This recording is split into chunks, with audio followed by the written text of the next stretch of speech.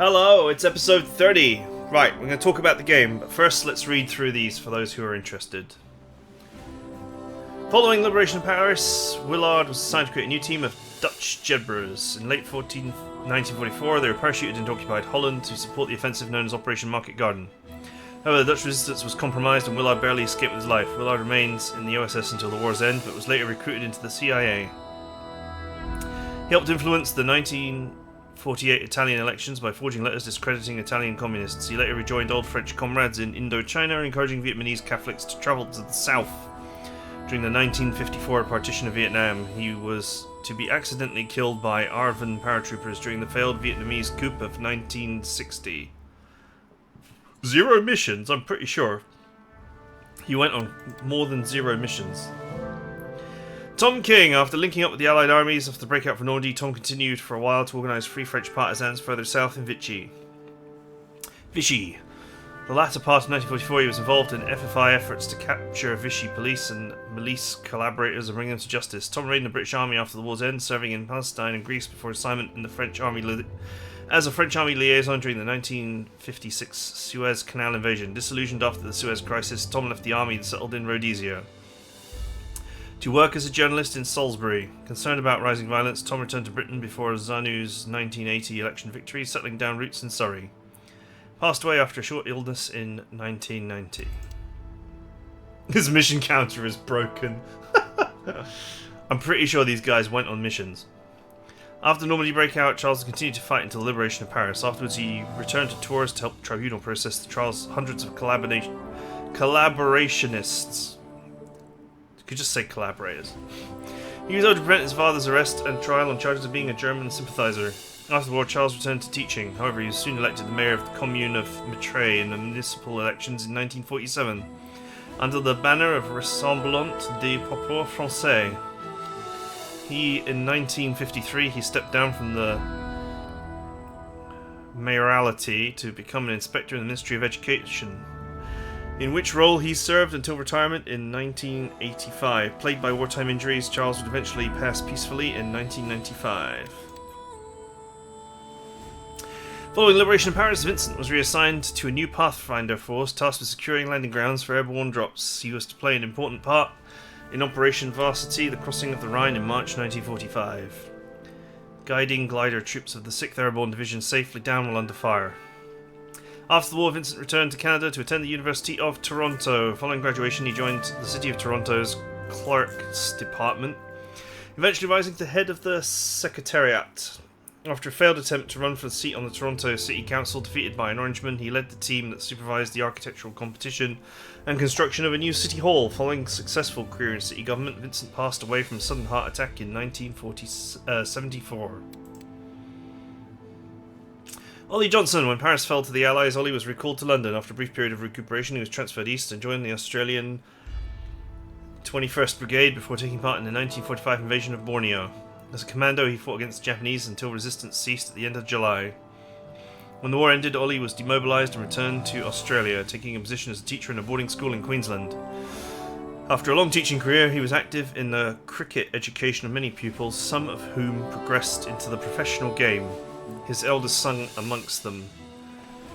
In the 1970s, he was vocal about promoting a cricketing boycott of South Africa. After retirement in the early 1980s, he continued his involvement in sport at the grassroots level. He passed away after a short illness in 1993.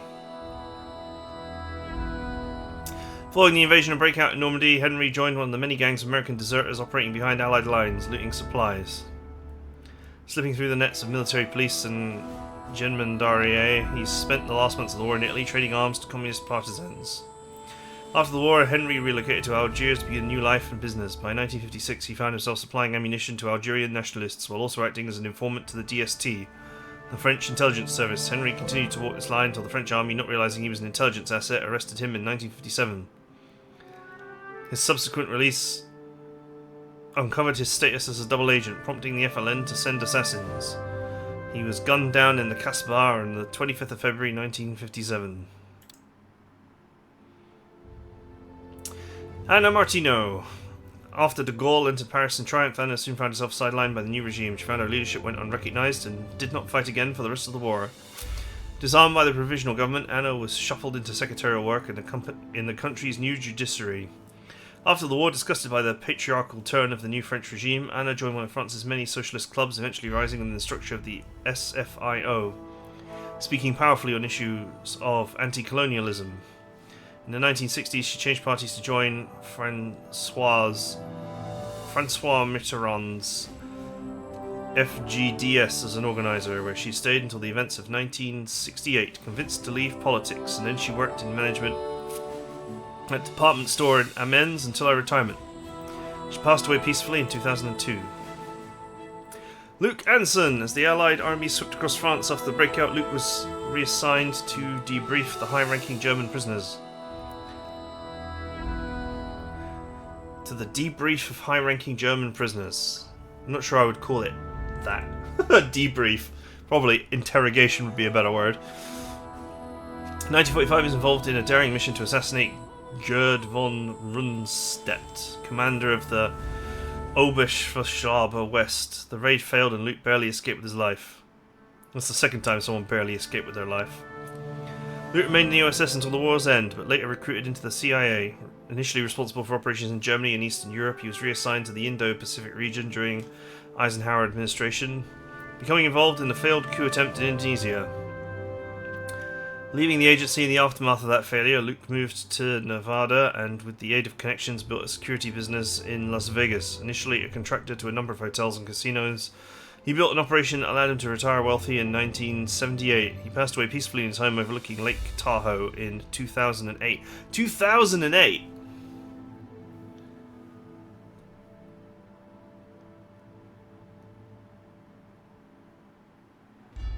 He must have lived to be like 80 or 90 then.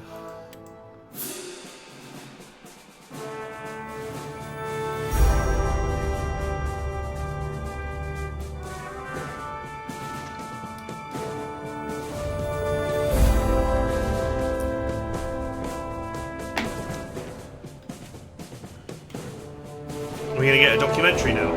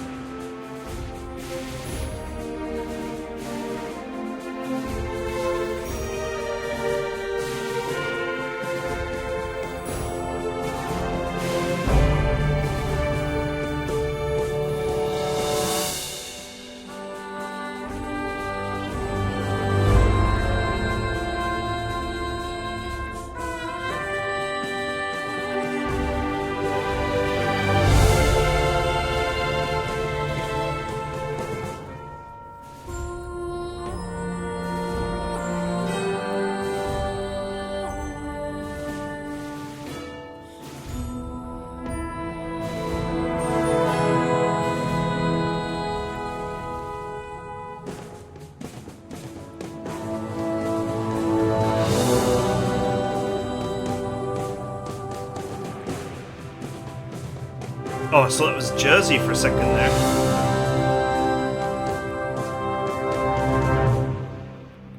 With the women waving the Union Jack. Because the only place... That might have been Jersey. The only place that was British that was liberated was Jersey. So far as I know. It happened absolutely dead last. Because... the High Command of Germany placed a lot of strategic value in controlling the channel via Jersey, so they fortified the garbage out of it. So military planners in Britain just avoided it completely. That's why that whole area was largely avoided because of Jersey and all the anti-shipping artillery emplacements that they put there. Anyway, this is not a secret, but a lot of people don't seem to realise that games like XCOM, this is just the brilliance of XCOM, they were not games of chance. I'm gonna start talking once the credits are done. because the music's actually very loud.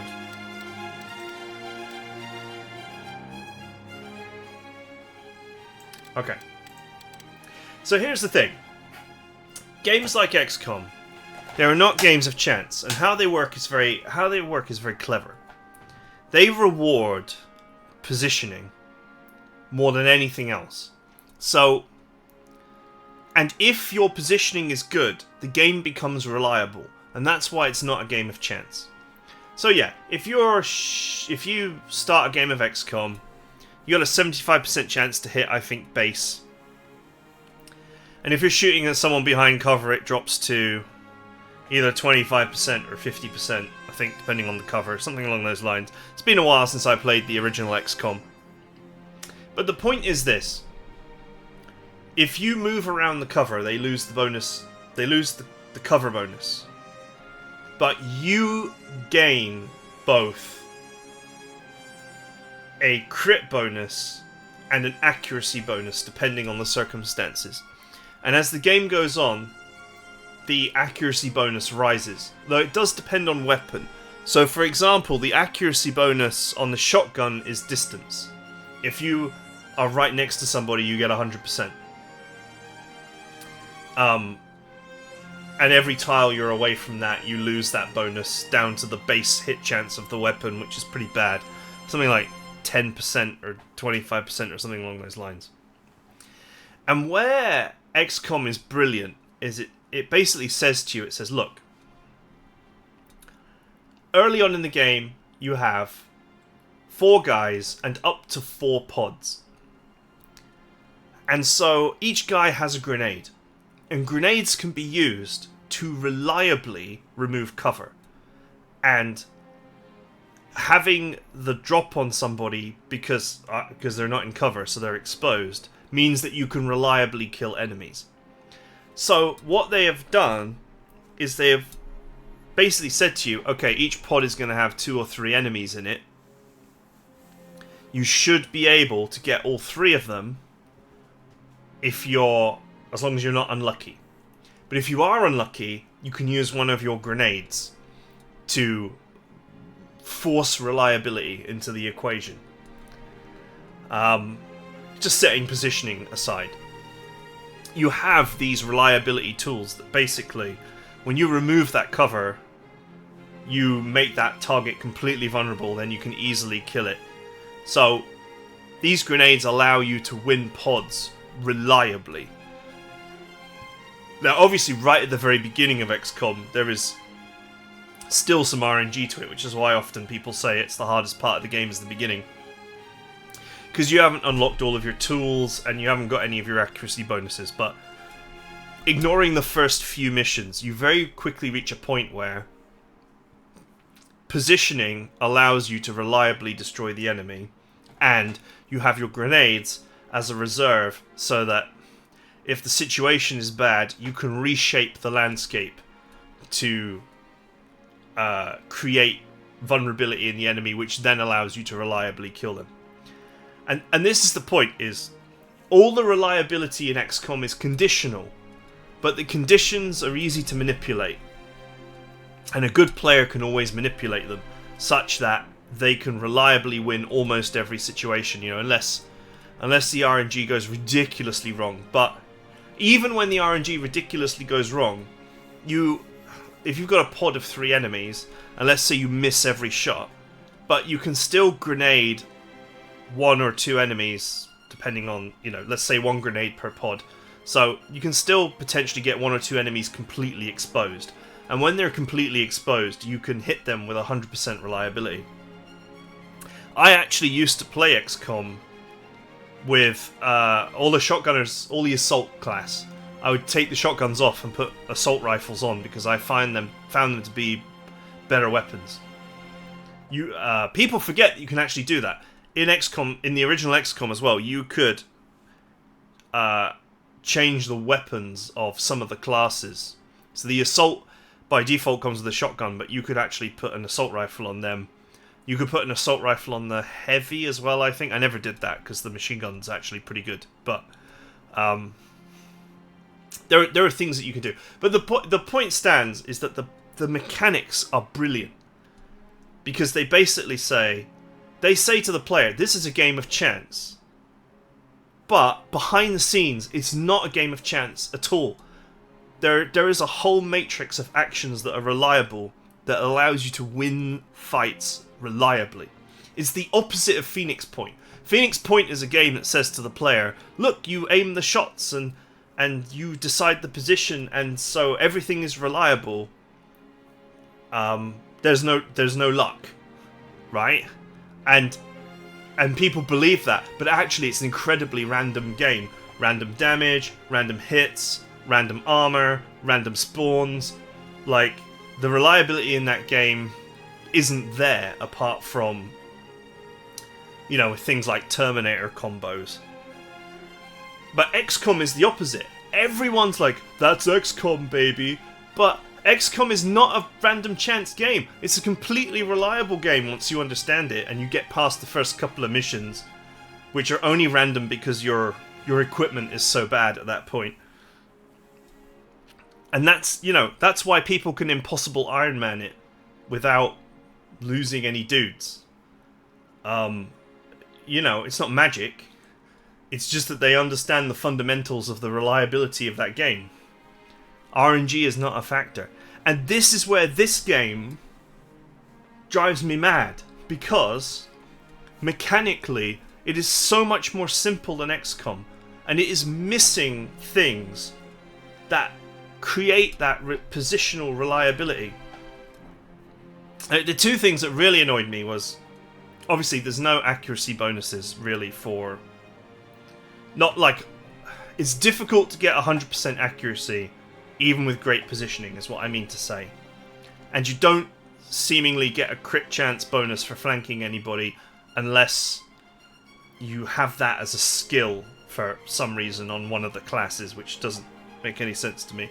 And then the other thing was, as the game went on, they gave more and more and more armor to the enemies, which made almost every weapon unreliable because it couldn't do enough damage, with the exception of the sniper rifle. So you could get some damage with the shotgun because it had a very high damage output, and you could get some damage with the rifles once again because the damage output is quite high.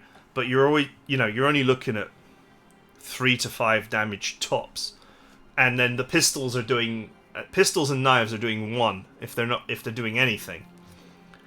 The only weapon that actually is doing big damage is the sniper rifle. And so you're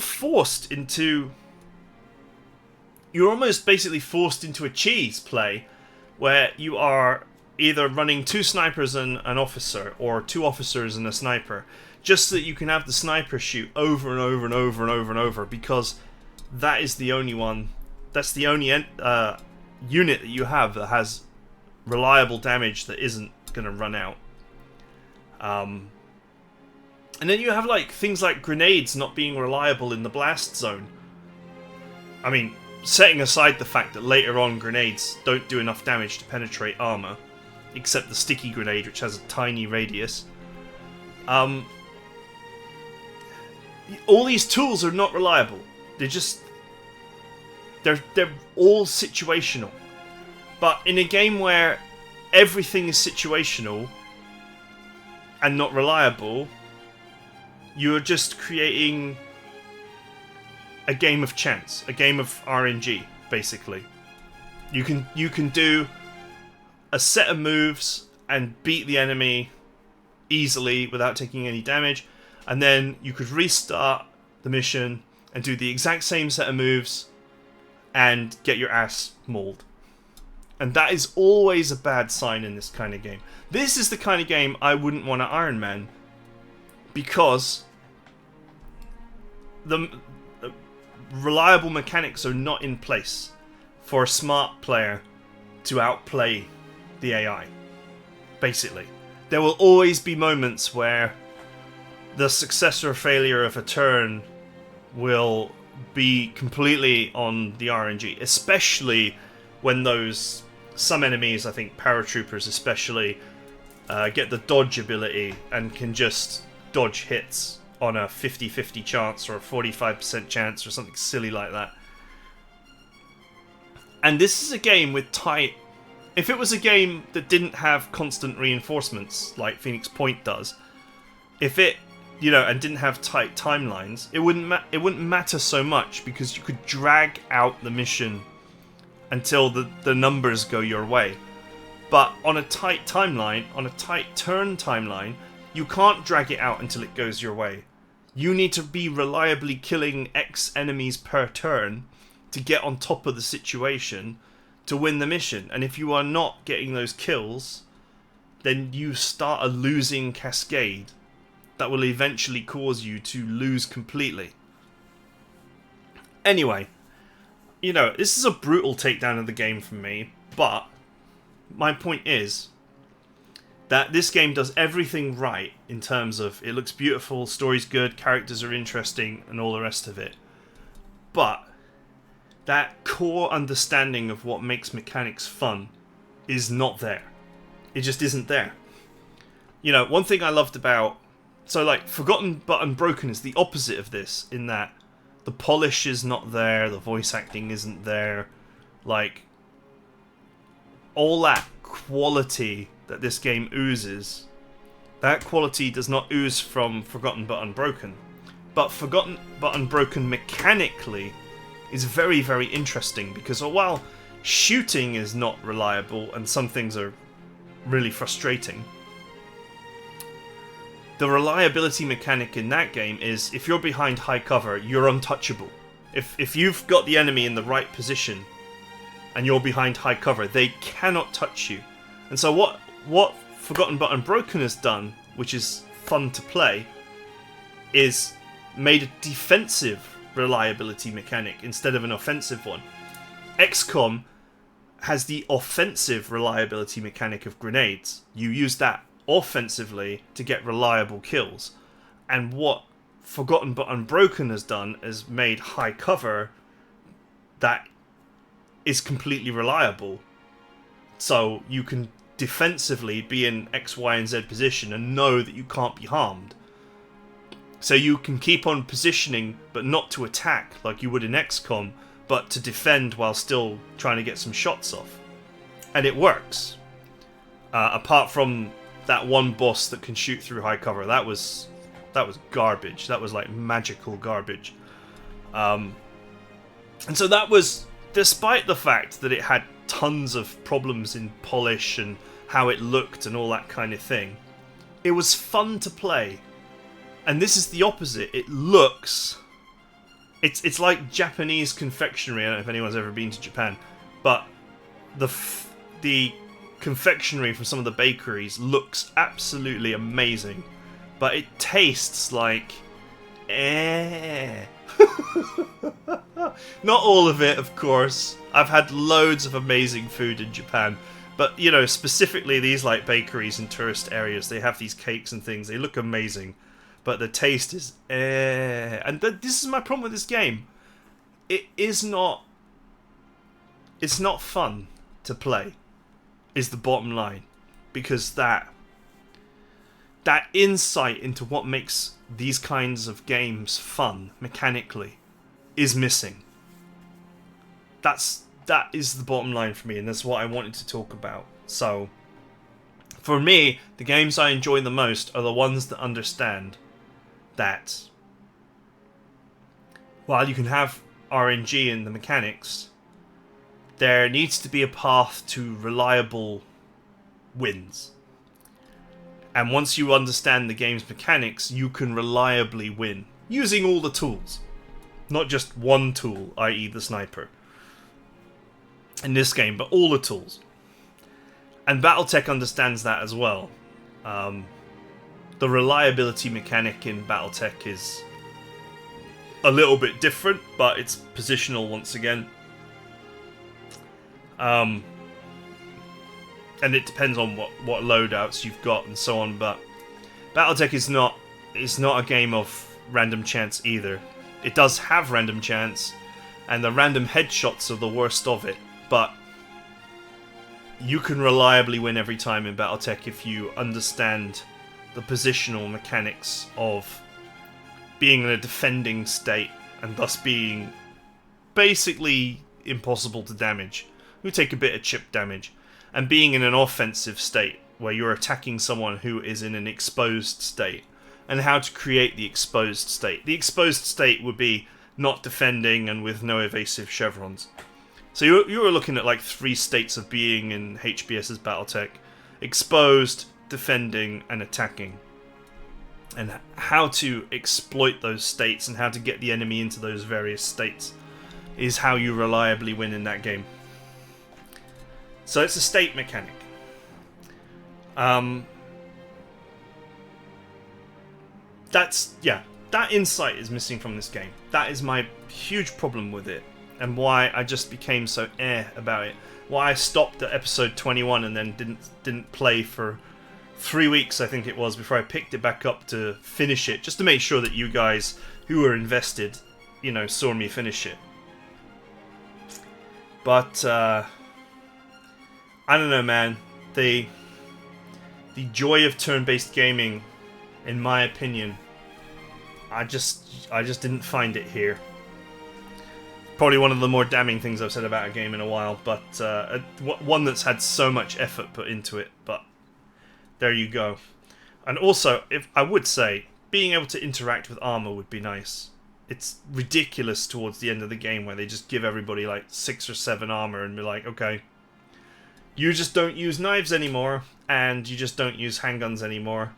I think everyone was pretty much immune to morale damage as well, because like enemies had way too much morale, so you had no chance of morale breaking anybody. Maybe you could have done with the machine gunner, but I highly doubt that would have been a successful strategy. I'd love to hear your thoughts. I just wanted this in a separate video so I wasn't boring anybody who wasn't interested in a game design rant. But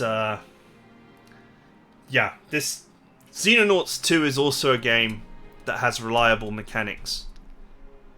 Funnily enough, in that game, it's shields and grenades that are the truly reliable mechanics.